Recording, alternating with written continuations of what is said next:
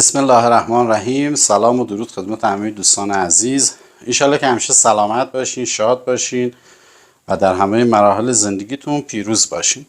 خب ببینین دوستان، در مورد کدهای مخفی توی فایل های تصویری، حالا یا کارتون ها یا بازی هایی که حالا دیروز اشاره بهش کردم، خیلیاتون حتما شنیدید، حالا کم و بیش در موردشون شنیدید. ببینین عزیزم، خب من خیلی گشتم، یه کلیپی رو پیدا کردم خیلی جالب بود. یه شخصی، یه محقق خارجی چندین سال در مورد این موضوع خیلی تحقیق میکنه که چرا مثلا توی کارتون ها یا فیلم های سینمایی میان از فایل های مخفی استفاده میکنه، اصلا این به چه شکله، واقعا اصلا جواب میده یا جواب نمیده. خب میاد تحقیق میکنه، میبینه برندهای معروف دنیا، خب یعنی حالا هر کالایی که باشه، برندهای معروف دنیا میان از کدهای مخفی استفاده میکنن توی تبلیغاتشون و جالبه وقتی استفاده میکنن تبلیغاتشون خیلی پرفروش میشه. خب فروششون میره بالا، بازدیداشون میره بالا و برای این محقق خیلی جالب میشه و تصمیم میگیره خودش بیاد یه آزمایشی رو انجام بده که فیلمش رو براتون آماده کردم.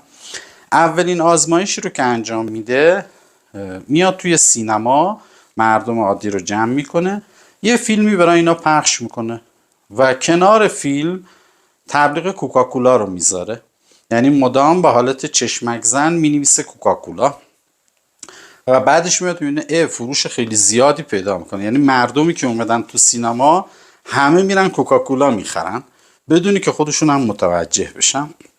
خب فیلمش رو با هم نگاه میکنیم. سال 1957 جیمز بکری آزمایشی رو به مدت 6 هفته در سالن تئاتر نیوجرسی انجام داد.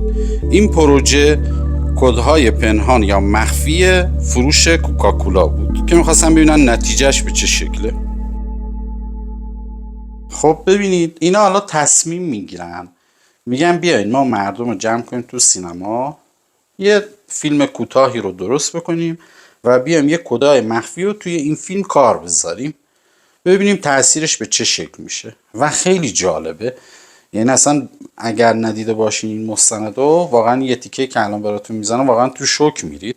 ببینین دوستان، شاید این فقط یه فیلم باشه، خب شاید بعضی فقط به عنوان یه فیلم بهش نگاه کنن، ولی اگه بخوایم خیلی گسترده تر به این موضوع دقت کنیم، بهش توجه کنیم، واقعا یه فاجعه است، واقعا یه فاجعه است.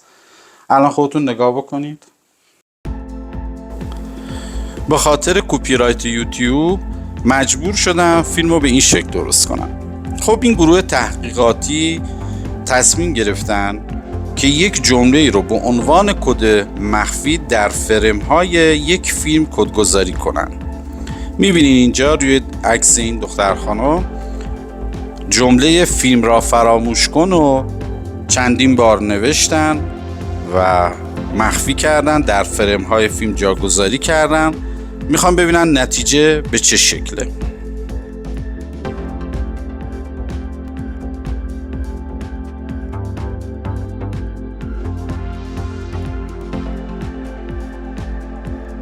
داخل یکی از سینماهای معروف لندن این آزمایش رو اجرا کردن و اینجا کارگردان میگه جمله فیلم را فراموش کن و مخفی کردیم که چیز بدی نیست. خب ببینین این نشون میده که شما میتونین اصلا یک جمله خطرناکی رو مخفی کنید یا اینکه از نمادهای شیطانی بخواین استفاده کنید و حتی برعکس کدهای خیلی خوبی رو بخوای استفاده کنید که متاسفانه تو دنیا، رسانه دنیا یعنی نمیاد هیچ وقت کدهای نور یا کدهای مثبتی رو استفاده بکنه. خب با هم دیگه ادامه این آزمایش رو میبینیم.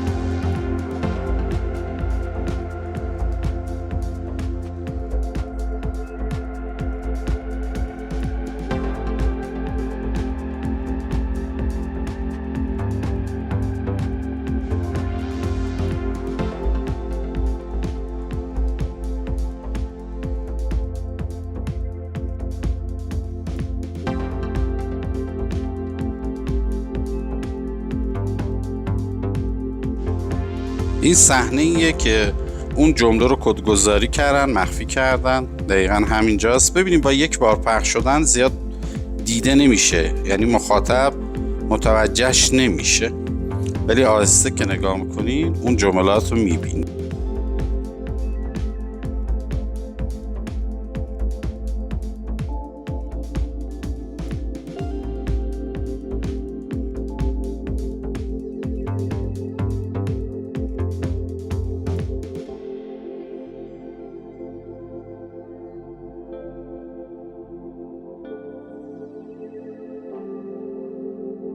خب دیگه اینجا فیلم تموم شده و منتظر هستن که یه مصاحبه بکنن با بیننده‌های فیلم، کسایی که این فیلم رو تماشا کردن، که ببینن تأثیرش به چه شکله.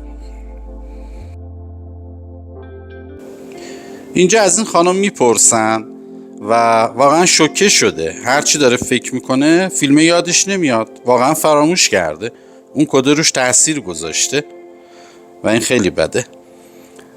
و خودش هم تعجب میکنه که اصلا چرا این فیلمی رو که الان دیده اصلا تو ذهنش نیست. و این آقا هم دقیقا همینجور.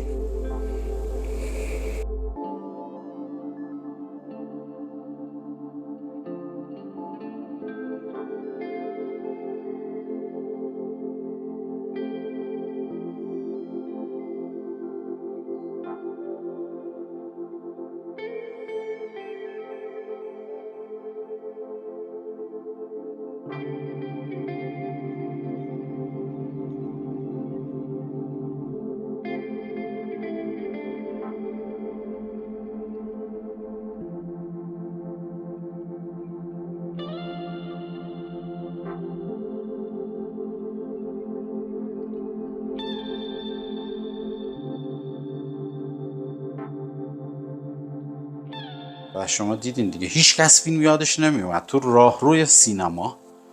حالا شما تصور کنید بخوان تو ابعاد گسترده اینو تو دنیا جاش بندازن به چه شکل میشه.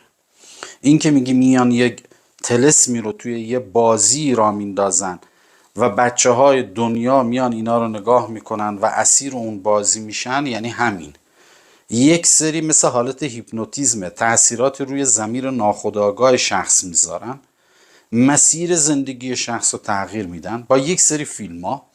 حالا شما تصور کن بخوای یه فیلمی رو نگاه بکنی که مثلا 1 ساعت 1 ساعت و نیم است، یا اصلا یک سریالی رو نگاه بکنی، سریال های خارجی. تو این سریال های خارجی یک کدایی رو میذارن و شما اولی که مجذوب اون سریال میشی، باید هر جوری هست ببینیش. خب و بعدش همینجوری رفته رفته مخ تو رو با این کدهای منفی شستشو میدن، یواش یواش ذهن تو آماده میکنن برای دریافت سیاهی، تاریکی. یواش یواش ذهن تو آماده میکنن که اون تاریکی درونت شکوفا بشه. تاریکی درون چیه؟ همون نفس بده، نفس بده انسانه. خشم، عصبانیت، دروغ گفتن، غیبت کردن، تهمت زدن، همه اینا رو در درون وجودت شکوفا میکنن با همین فیلم ها، با همین سریال ها، با انیمیشن ها. شما الان بچه های کوچیک رو نگاه بکنید. خب بچه یه حرفایی میزنن که ما والا 30 سالمون بود اینا رو نمیگفتیم، اصلا نمیدونستیم که بخوایم بگیم. یا مثلا خیلی اصلا سیستمشون عوض شد و کلا. یا اینکه خیلی مثلا بعضی از بچه ها میبینی خیلی ترسو هستن یا دارن با شخصیت های این بازی ها زندگی میکنن. مثلا الان شما نگاه بکنین بچه های زیادی هست باب اسفنجی، دیوونه باب اسفنجیه، 24 ساعت داره این باب اسفنجی رو نگاه میکنه و فقط دقت میخواد ها. این واقعا یه گروه تحقیقاتی میخواد توی ایران که روی مسئله خوب تحقیق بکنه. حالا تو کشورهای دیگه خب خیلی ها تحقیق کردن، یه تیکشون رو گذاشتم براتون. واقعا یه فاجعه، یه جمعیت زیادی بیان توی سینما یه فیلمی رو ببینن بعد یادشون نیاد، صحنه‌های فیلم یادشون نیاد، فقط به خاطر چند تا کلمه که نوشته شده بود و مخفی بود و هی تکرار میشد این کلمه، ورودش دادن به ضمیر ناخودآگاه شخص و تأثیراتش واقعا دیگه خیلی بد میشه. حالا شما نگاه کنین توی موزیک این کار رو انجام میدن، توی فیلم، توی انیمیشن ها، توی بازی ها این کار انجام میشه و نمیتونی منکرش بشی و کاری هم نیست که تو این چند سال اخیر داره انجام میشه، نه خیلی قدیمیه. حالا انشالله من یه فیلم در مورد این دودمان پادشاهی و فرعونها رو که چطور اومد توی روم و از روم وارد اروپا شد و اینا کامل همه براتون میزنم که ببینی. و این همه سازمان های جادوگری مخفی که تو دنیا هست با همکاری هم این کارها رو انجام میدن و این تاثیرش شاید همون موقع نبینی، ولی 5 سال بعد 10 سال بعد توی زندگی تاثیرش رو میبینی. اگر راه رو پیدا کردی که نجات پیدا کردی، خب خدا رو شکر. اگرم نه، بالاخره یه جورایی میبرتت، مثل یه مرداب ورودت میده.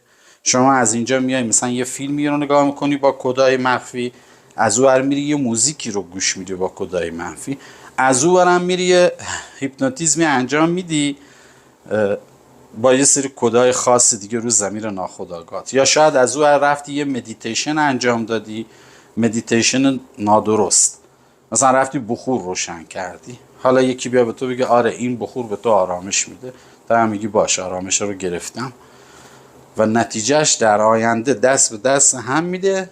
اون شخص زندگیش خراب میشه، به تباهی کشیده میشه، مسیر رو کج میره.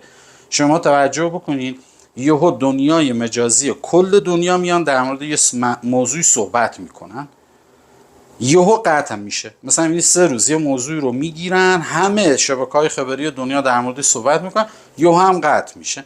تاثیرش رو میذاره دیگه، کاری نداره دیگه، میشینه یه کنار نتیجه رو ببینه. این شکلیه و حواستون باشه، به هر حال این چیزا هست در دنیا. انشالله که موفق باشین، خدا پشت و پناهتون باشه.